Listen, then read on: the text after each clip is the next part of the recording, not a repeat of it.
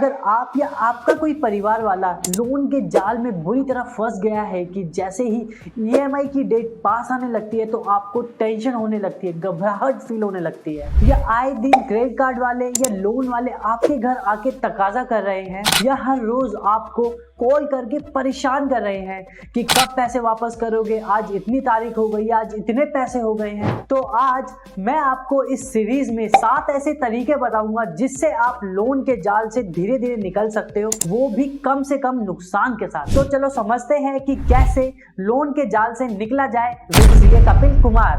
अगर आप खुद को बहुत सारे लोन के जाल में फंसा पाते हो तो सबसे पहले आपको बनानी है एक लिस्ट आपके सभी लोन्स की, क्योंकि ये जानना बहुत जरूरी है कि कौन से लोन हैं जो आपको सबसे ज्यादा हानि पहुंचा रहे हैं। जैसे अगर कोई personal loan, home loan, car loan या कोई क्रेडिट कार्ड का लोन चल रहा है तो पहले आप ऐसे एक लिस्ट बनाओ जिसमें लोन टाइप, ड्यूरेशन, अमाउंट और इंटरेस्ट रेट को मेंशन किया जाए, और फिर इंटरेस्ट रेट के हिसाब से इन लोन्स की रैंकिंग करो। यानी सबसे ऊपर वो लोन होंगे जिनका इंटरेस्ट रेट सबसे ज्यादा होगा, मतलब कि घटते हुए क्रम में। अक्सर ज्यादा इंटरेस्ट रेट वाले वो लोन होते हैं जो आपने छोटे समय के लिए बिना किसी कोलेटरल के लिए होते हैं। जैसे अगर मान लो आपने कोई होम लोन लिया है, इसमें तो आपने घर को ही गिरवी रखा होगा और इसमें ड्यूरेशन भी 15 साल, 20 साल, 25 साल की होगी। इस वजह से इनमें इंटरेस्ट रेट भी कम होता है, जैसे 6, 7, 8% का। लेकिन वही आपने कोई पर्सनल लोन लिया है बिना किसी कोलेटरल के और 1 साल या 2 साल या 3 साल के लिए लिया है, इस केस में जो इंटरेस्ट रेट होता है वो 28 से 35% तक चले जाता है, और जिस वजह से इसका ईएमआई का अमाउंट भी ज्यादा हो जाता है। और अब खूनी लोन के जाल से निकलने के लिए आपको ये एक सीक्रेट स्ट्रेटेजी अपनानी होगी, और ये स्ट्रेटेजी है कि अब आपको अपने लंबे समय वाले लोन्स जैसे कोई होम लोन या कोई ऐसा लोन जो 5 साल, 10 साल या 15 साल के लिए, उन्हें पकड़ना होगा और जिनसे भी ये लोन लिया है उनके साथ बैठ के उनसे रिक्वेस्ट करके इनके पीरियड्स को बढ़वाना है। हाँ, ये आसान नहीं होगा लेकिन आपको करना होगा। पीरियड बढ़वाने से लोन देने वाले को एट द एंड ज्यादा इंटरेस्ट मिलेगा, यानी ज्यादा पैसा मिलेगा, लेकिन उसको फायदा होगा फ्यूचर में और आपको ज्यादा इंटरेस्ट पे करना होगा। लेकिन प्रेजेंट में आपकी ईएमआई का अमाउंट कम हो जाएगा, तो इससे आपको प्रेजेंट में फायदा है, जिससे प्रेजेंट में आपके पास ज्यादा पैसा बचेगा जो आप ज्यादा इंटरेस्ट रेट वाले यानी रैंकिंग में ऊपर वाले लोन को खत्म करने में यूज करोगे। और उस एक्स्ट्रा पैसे को आप कैसे यूज करोगे इसके बारे में मैं नेक्स्ट वीडियो में कंटिन्यू करता हूँ। लॉन्ग ड्यूरेशन बढ़ जाने के बाद आपके पास जो पैसा बचेगा आपको उससे ये 2 चीज करनी होगी। इवन अगर आप उन 2 चीजों में से कोई एक चीज भी कर लोगे तो आप फायदे में ही रहोगे। एक तो आपको हर साल एक एक्स्ट्रा ईएमआई पे करनी है और हर साल अपनी ईएमआई अमाउंट को 10% से बढ़ाना है। चलो इसे एक एग्जांपल से समझते हैं। मान लो आपने 50 लाख का लोन लिया है 8% के इंटरेस्ट पे 25 साल के लिए, और इसकी मंथली ईएमआई पड़ती है करीब 38,000 रुपए की। तो आप इन 25 सालों में 50 लाख के लोन के साथ साथ 65 लाख रुपए दोगे एज इंटरेस्ट, जो कि काफी बड़ा अमाउंट है। लेकिन अगर आप सिर्फ ये 2 चीजें कर लो, पहली हर साल एक एक्स्ट्रा ईएमआई पे कर दो,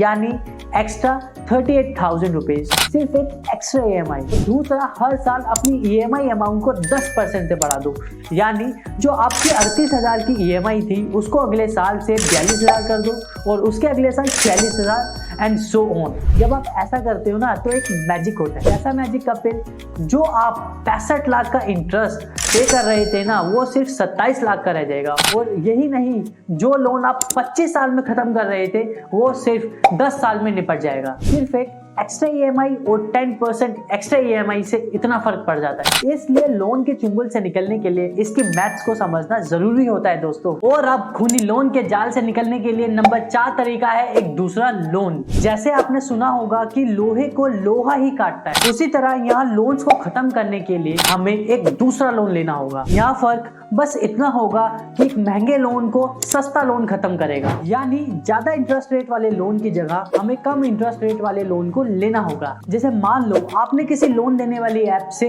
पर्सनल लोन उठाया था, लेकिन बाद में आपको पता चला कि इसमें तो 29% का इंटरेस्ट देना पड़ रहा है। जो कि बहुत ज्यादा है। और अगर आप ये पता चलने के बाद भी ये लोन को चालू रखते हो तो दोस्त ये आपकी श्योर बेवकूफी है। इसलिए आपके लिए बहुत जरूरी है कि आप इस लोन को खत्म करें, जिसके लिए आपको कोई एक दूसरा पर्सनल लोन लेना होगा जिसमें 13 से 15% या मैक्सिमम 16% का इंटरेस्ट होगा। अगर सिंपल वर्ड्स में बोला जाए तो दोस्त आपको रीफाइनेंसिंग करानी है। खूनी लोन के जाल में आप इसलिए फंसे हो क्योंकि आपने ये एक सिस्टम फॉलो नहीं किया, और लोन से निकलने के लिए नंबर 5 पे आपको इस सिस्टम को फॉलो करना ही होगा। आपको एक सिंपल सा बजट सिस्टम बनाना है जिसमें आपको एक 50-30-20 रूल को फॉलो करना है।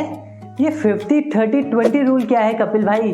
बहुत ही सिंपल रूल है जो आपकी लाइफ को बहुत ही सिंप्लीफाइड कर देगा। 50 मतलब जो भी आपकी जरूरतों का खर्चा है, जैसे बच्चों की ट्यूशन फीस, खाने पीने का खर्चा, इलेक्ट्रिसिटी का खर्चा, EMI का खर्चा, व्हाटसोएवर, वो आपकी इनकम के 50% से ज्यादा नहीं होना चाहिए। Maximum to maximum 50%। 30 मतलब जो भी आपकी चाहते हैं, ख्वाहिशें हैं, जैसे आपको घूमने जाना है, पार्टी में जाना है, कपड़े खरीदने, व्हाटसोएवर, वो सब आपकी इनकम के 30% से ज्यादा नहीं होना चाहिए, मैक्सिमम 30%। और फिर जो इनकम का 20% बचा है वो आपको इन्वेस्ट करना है। फ्यूचर में खरीदने वाली चीजों के लिए आपको इन्वेस्ट करना है, जैसे आपको कोई घर खरीदना है, बच्चों की एजुकेशन और शादी के लिए, व्हाटएवर द केस में भी। दोस्तों ये सिंपल लेकिन इफेक्टिव सिस्टम आपको लोन के जाल से निकलने में बहुत हेल्प करेगा। लेकिन अगर आप लोन के चुंगल में बुरी तरह फंसे हुए हो तो आपको 50-30-20 रूल में एक छोटा सा चेंज करना होगा। क्या चेंज कपिल? सिंपल सा, थोड़े टाइम के लिए आपको अपनी चाहतों को, ख्वाहिशों को डिले करना होगा, और उससे जो पैसा बचेगा उसको यूज करना है ताकि आप अपने खूनी लोन्स को पे कर पाओ। और पैसे को वैसे ही यूज करना है जैसे मैंने पिछली वीडियोस में बताया है।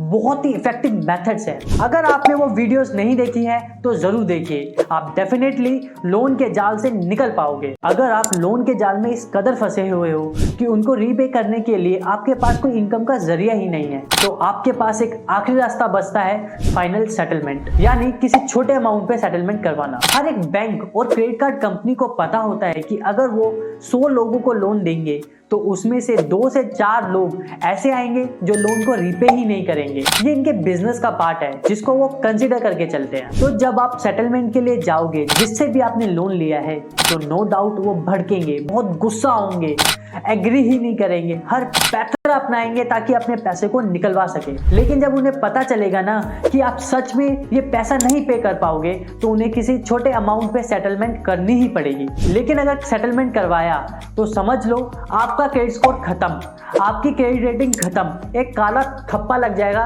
कि आपने सेटलमेंट करवाया। उसके बाद आपको कोई लोन नहीं देगा इन फ्यूचर। तो अगर क्रेडिट स्कोर को साइड में रखें और अगर आप अपनी करंट जिंदगी को कंट्रोल में लाना चाहते हो तो सेटलमेंट एक ऐसा तरीका है जिसके बारे में